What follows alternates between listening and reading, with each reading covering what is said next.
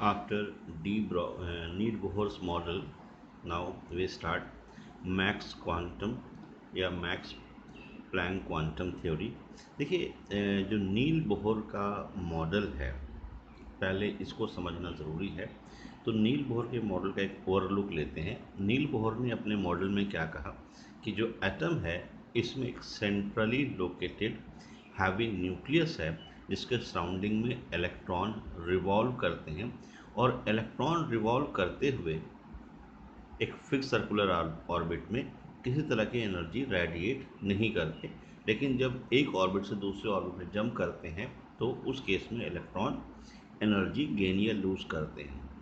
अब प्रॉब्लम ये आई कि नील बोहर ने जो अपना पूरा मॉडल है वो दिया था, उसने कंसीडर किया था कि जो इलेक्ट्रॉन है ये इनका पार्टिकल नेचर होता है, they behave as a particle.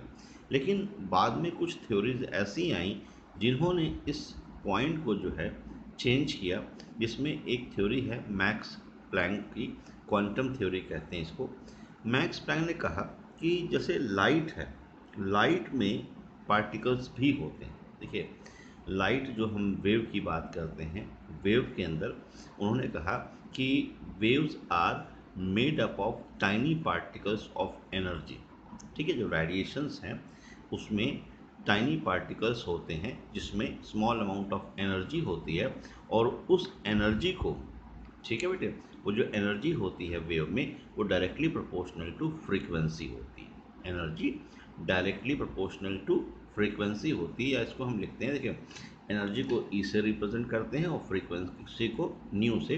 तो E is directly proportional to nu, या फिर आप इसको लिख सकते हो E is equals to h nu. H is a Planck's constant, हम पहले भी डिस्कस कर चुके हैं, और एच की वैल्यू क्या होती है 6.636 इंटू 10⁻⁻34 जूल सेकेंड इनवर्स। तो मैक्स प्लैंक्स ने आप क्या कहा कि देखिए, वेव में पार्टिकल की बात की, लाइट में पार्टिकल की बात की, कहा कि वेव जो है, रेडिएशंस जो होती हैं, जैसे मान ली हमारे पास एक ये वेव्स यहाँ से एमिट हो रही है, ठीक है बेटे। अब यहाँ पर जो वेव्स एमिट हो रही हैं, इन वेव में स्मॉल स्मॉल एनर्जी पैकेट्स हैं, और उन एनर्जी पैकेट्स को नाम दिया गया फोटॉन और quanta. In case of light उसे हम फोटॉन कहते हैं, अदरवाइज क्वांटा कहते हैं। जो एनर्जी पैकेट्स इन वेव्स में प्रेजेंट होते हैं, और उसमें कितनी एनर्जी होती है, उसमें एनर्जी होती है E is equals to h nu. जितनी एनर्जी, मतलब फ्रीक्वेंसी पर एनर्जी डिपेंड करेगी, फ्रीक्वेंसी जितनी ज़्यादा होगी एनर्जी उतनी ज़्यादा होगी, ठीक है। तो प्लैंक्स की जो क्वांटम थ्योरी है वो ये कहती है कि जो रेडिएशंस हैं, जो वेव्स हैं, उनका पार्टिकल नेचर भी होता है, उसमें स्मॉल पार्टिकल्स होते हैं जिनकी energy E is equal to h nu के बराबर होती है। अब क्योंकि आप न्यू को C अपॉन लैम्डा लिखते हैं, न्यू जो है फ्रीक्वेंसी C अपॉन लैम्डा होती है, तो E is equal to h c upon lambda, ये भी आप यूज़ कर सकते हैं, ठीक है। तो बच्चों, यहाँ पर जो समझने वाली बात है वो ये है कि हम आगे बढ़ रहे हैं न्यू मॉडल की तरफ, और न्यू मॉडल जो नील बोहर का मॉडल दिया था उससे नेक्स्ट मॉडल पे। तो फिलहाल हमने बात की कि जो वेव्स हैं, उन वेव्स में जो है पार्टिकल नेचर भी होता है। अब पार्टिकल नेचर को और अगर हम देखें तो बेटा क्या चीज़ होता है, देखिए, हम अगर वेव्स की बात करें तो वेव्स में तीन चीज़ें हम यूज़ करते हैं। एक लैम्डा, जिसे हम कहते हैं वेवलेंथ। वेवलेंथ आपको मैंने बताया हुआ है कि दो क्रस्ट या दो ट्रफ के बीच का जो डिस्टेंस है वो कहलाता है वेवलेंथ, लैम्डा कहते हैं उसे, ठीक है बेटे। और न्यू जो है इसे कहते हैं फ्रीक्वेंसी, और यहाँ जो वी है ये है वेलोसिटी ऑफ रेडिएशन या स्पीड ऑफ लाइट कह सकते हैं, ठीक है बेटे। अब इसमें जो है v is equals to nu lambda, ये एक रिलेशन होता है जो वेलोसिटी, फ्रीक्वेंसी और वेवलेंथ को आपस में रिलेट करता है। यहाँ वी स्पीड है, न्यू फ्रीक्वेंसी है, लैम्डा वेवलेंथ है, ये हम फॉर्मूला कर चुके हैं। तो अब क्या हुआ, लाइट में, यानी कि वेव्स में, लाइट जो हम रेडिएशंस होती हैं, उस रेडिएशन में दो चीज़ें आ गई, एक हो गया वेव और दूसरा हो गया पार्टिकल, मीन्स डुअल नेचर आ गया, ठीक है बेटे। तो लाइट का जो है डुअल बिहेवियर है, means it behave as a particle as well as a wave. Light behave as a particle as well as a wave, dual behavior इसका देगा।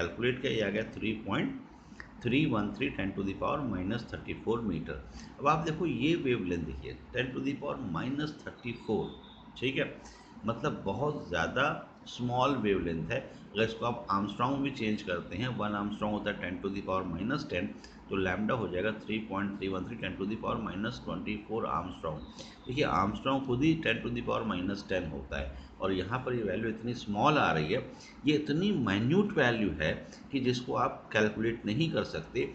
इसी वजह से हमें जो मूविंग ऑब्जेक्ट हैं, जो हमारी डेली लाइफ में चीज़ें हैं, वो वेव की फॉर्म में ऑब्जर्व नहीं होती, वो हमेशा हमें किस फॉर्म में नज़र आती हैं, वो हमें पार्टिकल की फॉर्म में आती हैं। तो हम ये कह सकते हैं कि de Broglie equation is applicable only for microscopic particle. ठीक है बेटे। अब जैसे माइक्रोस्कोपिक पार्टिकल के लिए कैसे, देखिए हमने यहाँ पे इसको अप्लाई किया इलेक्ट्रॉन पर।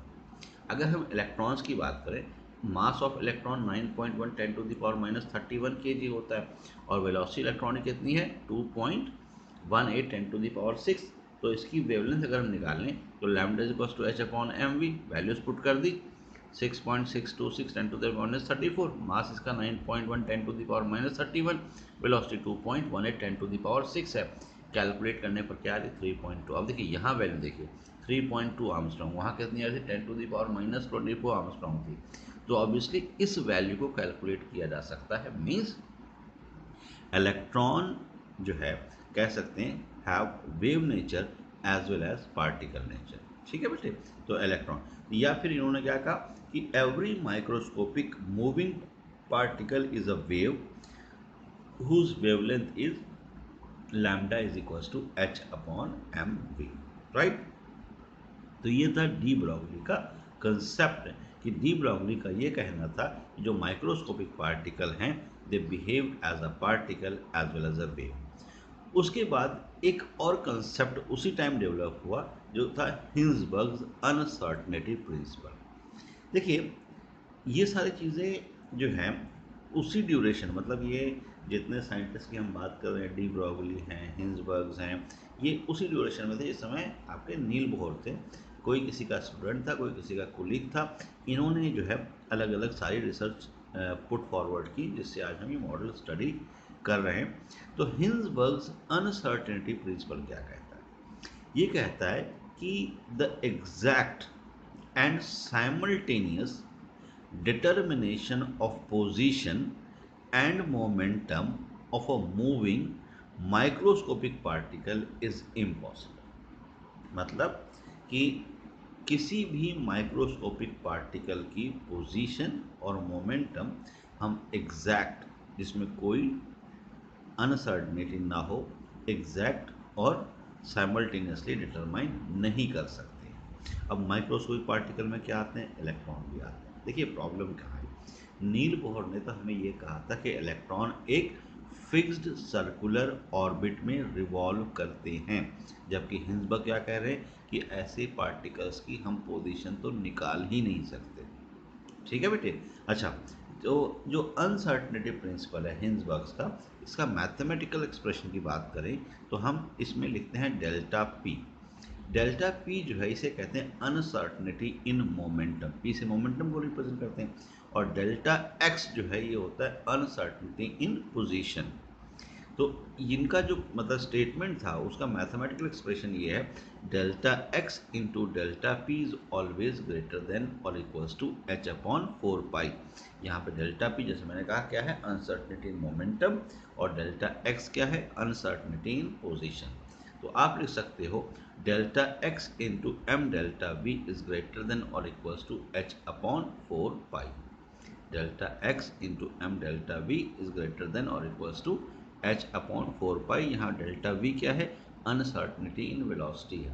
ज़्यादातर केस में आपको वेलोसिटी गिवन होगी बजाय मोमेंटम के, तो बेसिकली हम ये सेकेंड वाला फॉर्मूला जो है ज़्यादा यूज़ करते हैं एज़ कम्पेयर टू फर्स्ट। तो इस तरह से हिंसबर्ग ने क्या कहा बेटा कि जो आपके माइक्रोस्कोपिक पार्टिकल्स हैं उनकी पोजीशन एंड मोमेंटम हम साइमल्टेनियसली और एग्जैक्टली कैलकुलेट नहीं कर सकते। अब देखिए जैसे आपके पास ये है भाई, वेलोसिटी, मास एंड मोमेंटम। मान लो हमारे पास एक पार्टिकल है, कोई चीज़ है जिसका डेल्टा पी ज़ीरो हो जाए।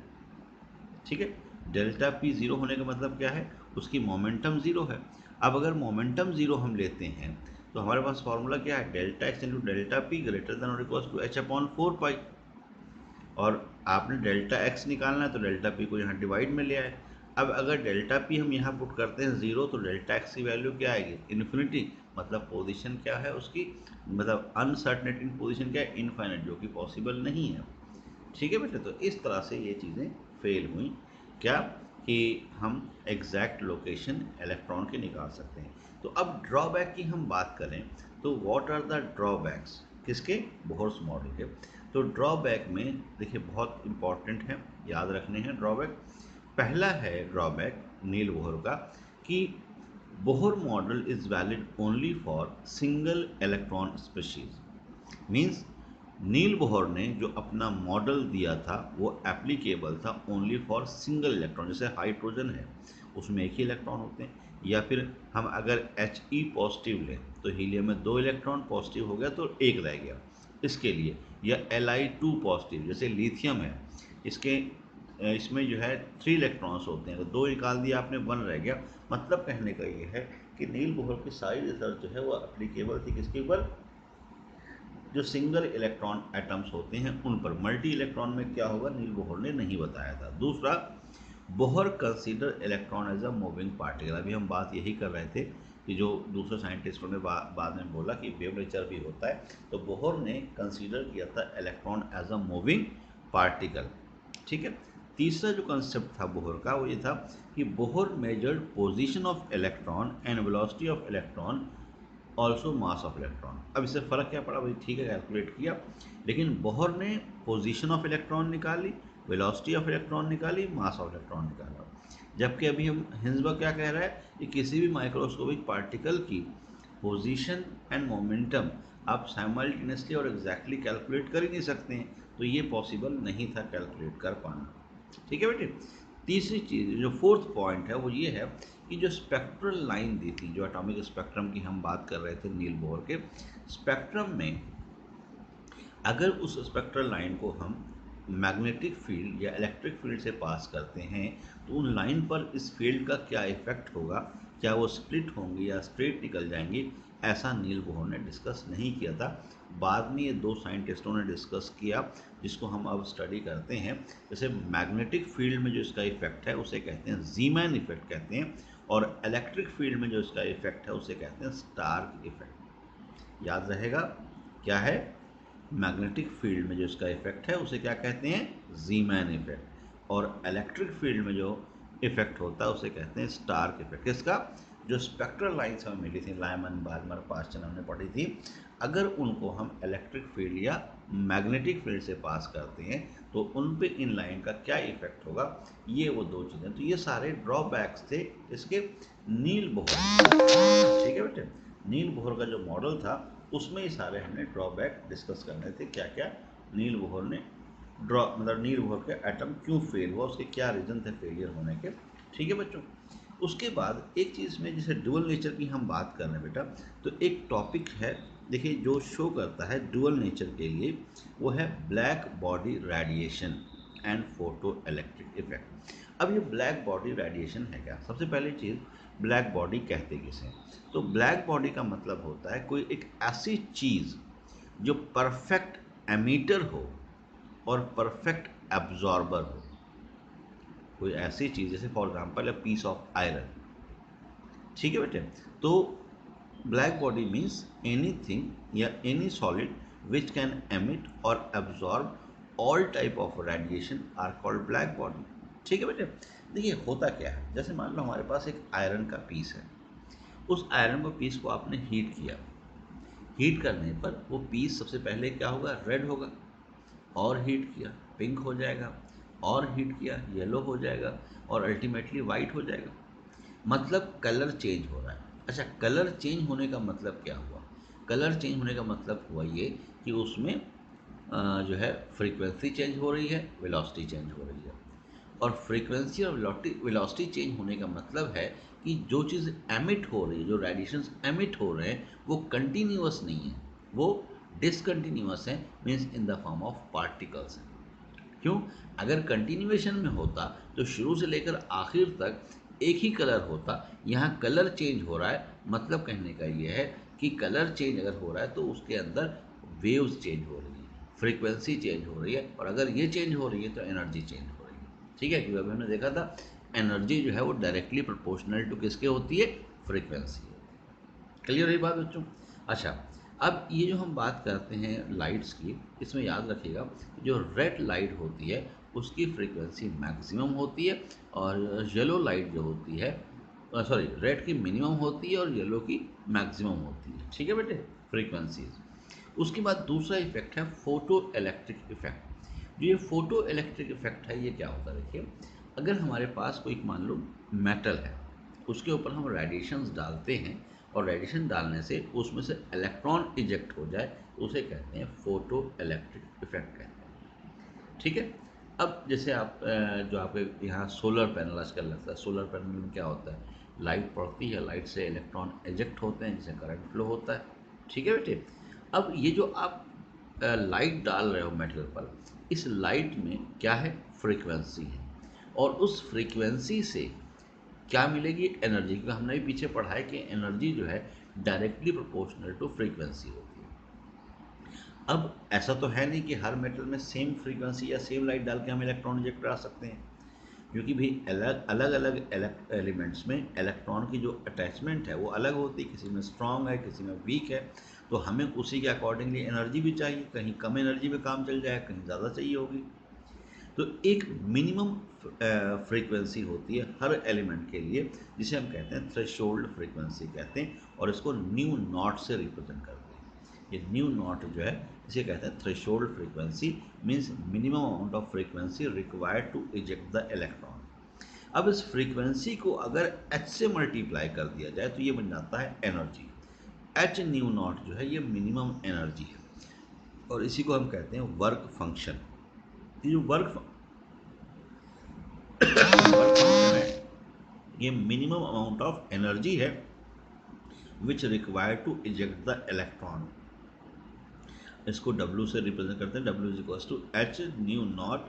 अब देखिए इलेक्ट्रॉन की जो आप इजेक्शन करा रहे हो, इस मिनिमम अगर आप एनर्जी देते हो तो उससे क्या होगा, इलेक्ट्रॉन सिर्फ अटैचमेंट ब्रेक करेगा, बाहर नहीं आएगा। अगर आपको इलेक्ट्रॉन को मेटल से बाहर लाना है तो उसको आपको काइनेटिक एनर्जी मतलब हाफ mv² इतनी एनर्जी और देनी पड़ेगी, तभी ये बाहर आएगा। तो टोटल एनर्जी क्या हो गई, E is equals to h nu nought plus half mv²। H nu nought क्या है, ये है वर्क फंक्शन जो उस इलेक्ट्रॉन की बॉन्डिंग को सरफेस से ब्रेक करेगा, और हाफ mv² क्या है, ये है काइनेटिक एनर्जी जो उस इलेक्ट्रॉन को बाहर लेके आएगी। तो टोटल एनर्जी जो रिक्वायर्ड है वो कितनी है, h nu is equals to h nu nought plus half mv²। ठीक है बेटे। अब ये आप यूज़ कर सकते हैं, अगर आपको मान लो जो इजेक्टेड इलेक्ट्रॉन है उसकी काइनेटिक एनर्जी निकालनी है तो क्या लिखेंगे, half mv² is equal to h nu minus h nu nought. H क्या है, प्लैंक्स कांस्टेंट, कॉमन निकालो तो क्या बचा, न्यू माइनस न्यू नॉट। तो अभी याद रखिएगा कि if nu is greater than nu nought then photon is ejected, otherwise not. तो हमेशा न्यू जो है ग्रेटर किससे होना चाहिए, न्यू नॉट से, तभी इलेक्ट्रॉन इजेक्ट होगा, अदरवाइज इलेक्ट्रॉन इजेक्ट नहीं होगा। तो ये है बेटा सारा आपका failure of Rutherford Niels Bohr sorry, और उसके ड्रॉबैक क्यों हुए वो हमने यहाँ डिस्कस किया। जो अब तक का टॉपिक था हमारा ये हमने डिस्कस किया, जो एटम मॉडल हम पीछे पढ़ते आए हैं 10 तक, और जो नील बोहर तक के मॉडल थे। इसके फेलियर के बाद हमारा न्यू कॉन्सेप्ट आएगा जिसे हम कहते हैं ऑर्बिटल कॉन्सेप्ट, और मॉडल को हम कहते हैं wave mechanical model of atom. Important चीज़ है, ठीक है बेटे। तो खैर इसको पहले डिस्कस, इसके पार्ट्स पे न्यूमेरिकल्स वगैरह है वो करिए, देन मूव करेंगे नेक्स्ट टॉपिक पर।